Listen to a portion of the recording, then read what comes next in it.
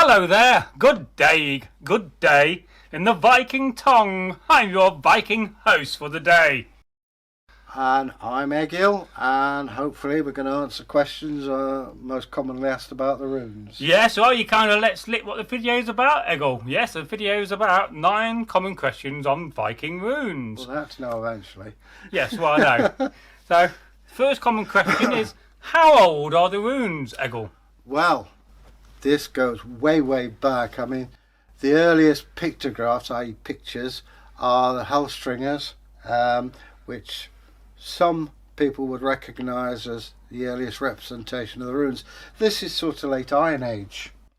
Now, the runic alphabet or Futhark that I use, that is most commonly used, is the Elder Futhark, and that's about 5th, 6th century, and it goes on through time with variations.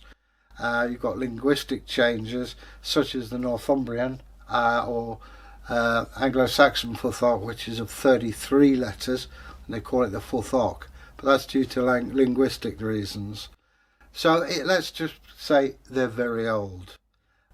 Different cultures have variations. I can't show you because I've got my clothes on, but I have even Gothic runes on my arm here, which are substantially different. They're very curvilinear, but yeah, they date way, way back. Now the second question is, did Odin invent the runes? Now that is difficult to say, because we have from the Hammerval, where I hung upon the tree 9 days and 9 nights, none gave me food, none gave me drink, and offering myself to myself, screaming I saw the runes and seized them. So I think you can actually say that it came from what the Norse call Orlog, which Christians call God. Now if you imagine, you've got Orlog up there that creates everything, doesn't even know or care that we exist. The gods who intercede for us, humanity, to Orlog and there. So Odin, I would say, more likely discovered rather than invented the runes. In fact, the character of Odin is believed possibly to have been a leader, possibly Turkish, who influenced and made successful his tribe. Maybe that's the case, I don't know. It's interesting to think about it. But as I say, whoever he was, or whether he existed as a man or not, I don't know. But I speak to him regularly. There you go. So there you go. Question number 3 is, what are runes used for? Runes are, there's 2 main uses. One is as writing, like Bragi was here and things like that. And we find things that look like tent pegs, which have got a name on it, and that's what you push into a bale of material, and that's Bragi's bale of material. And the other, of course, is the mystical, magical, for want of a better word, use of spiritual use, I think is probably better. And there's a lot of things going on there, and the name Rune means whispered secret, among other things, depending on what book you read, but whispered secret is probably the most accurate. And you do find strips of wood, and archaeologists say it just doesn't say anything, it's mumbo jumbo. Well, no, it's a spell or a curse written out and hidden. It has more power if it's hidden. So you've got 2 uses.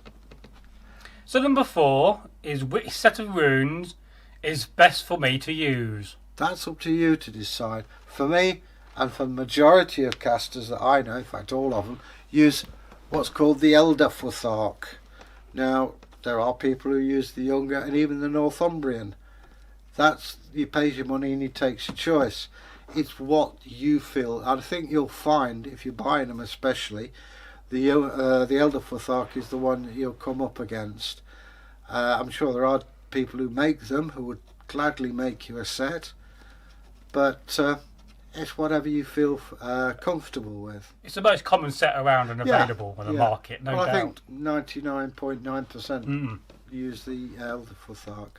Which is very interesting that the other rune sets aren't used so much. But that's another story. Yeah. So the fifth question is, how much should I spend on a set of runes? It's up to you. Again, you pay your money, you take your choice.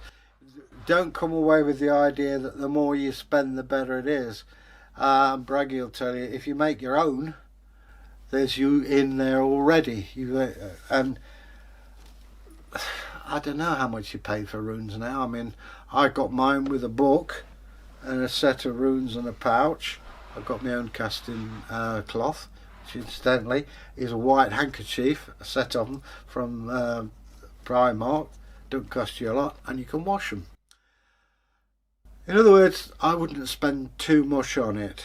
Cost isn't the thing, it's quality. And when you draw the runes out, make sure you do it correctly, that it looks right. If it doesn't look right, chances are it ain't going to operate right.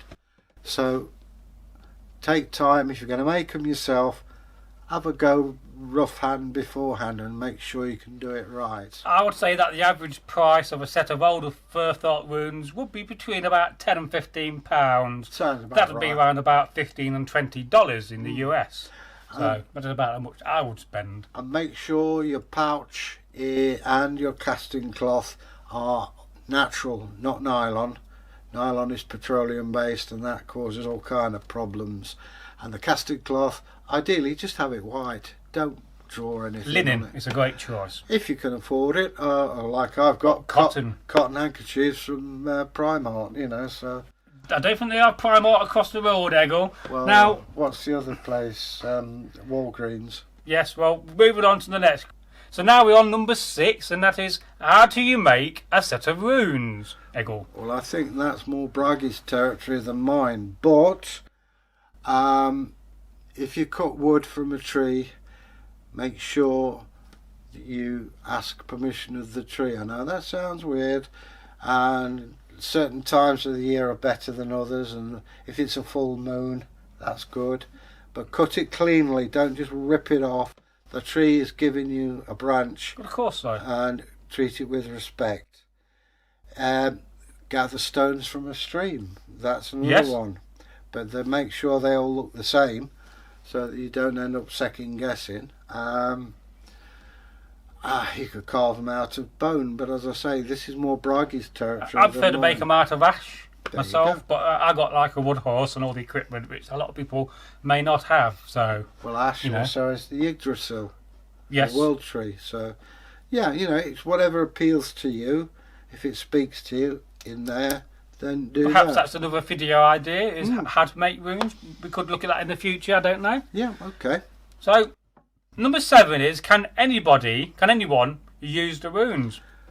No, not everybody, not successfully. Anyway, I have people who I have said take up stamp collecting or bird watching because you have no aptitude for it. The gods don't like you, they don't want to know.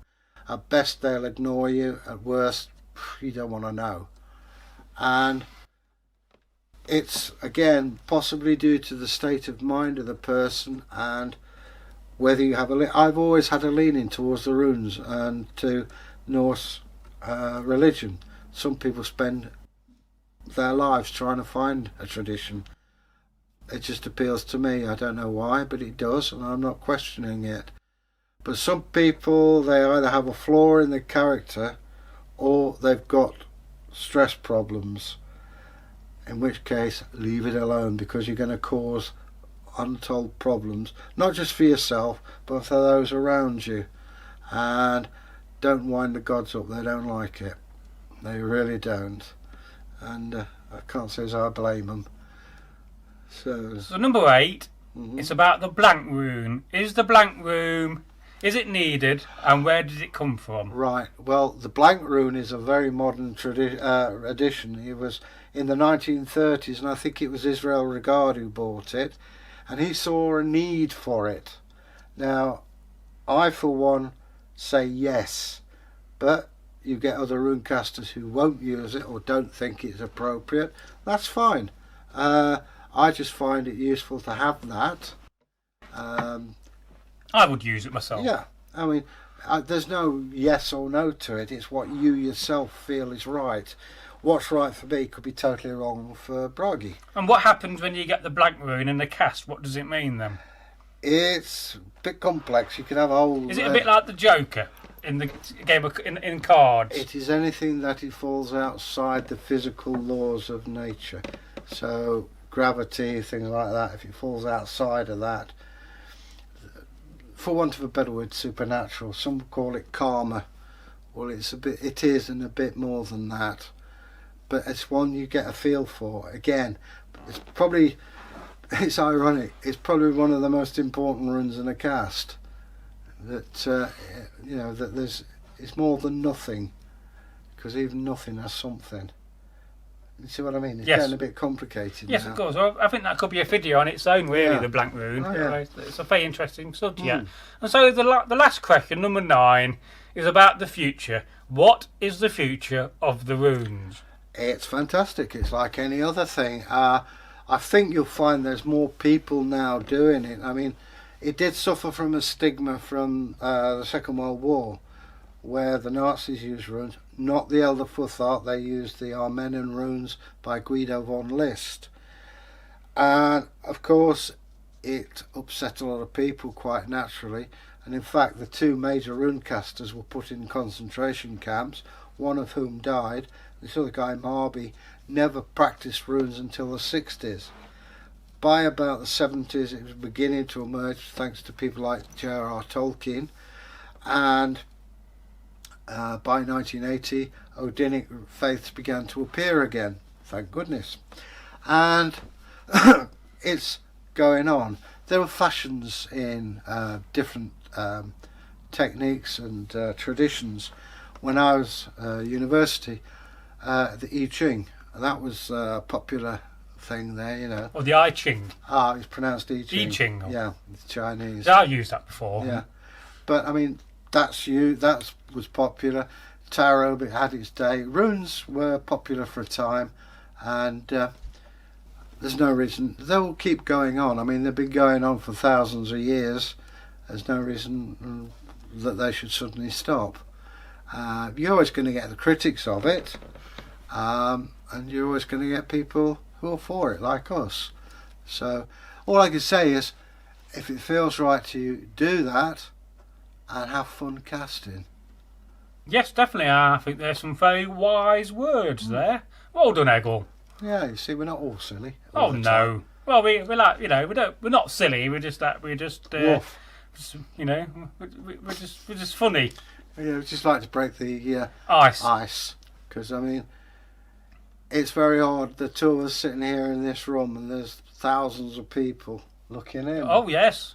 So hopefully they'll leave us a comment. Give it a thumbs up if you like the video. Mm. And if you want to see some more of these list style videos, top 10s, top 5s, what's your top 9 films and whatnot, leave us a comment. Was it hashtag?